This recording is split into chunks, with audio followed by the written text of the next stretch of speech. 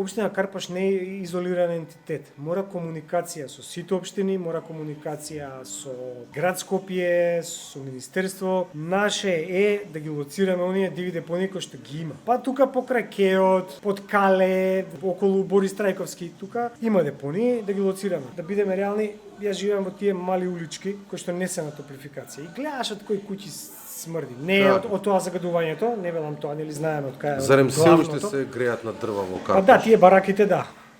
Бараките да.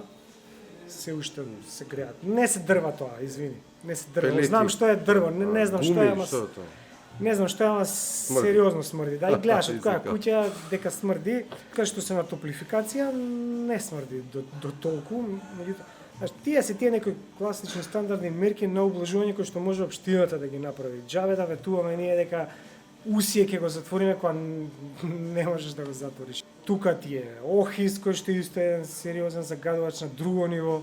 Линдан. Жива Линдан. Балон ставија таму, божем ќе го вадеа Линданот. Ништо, брат. Добро што сме живи.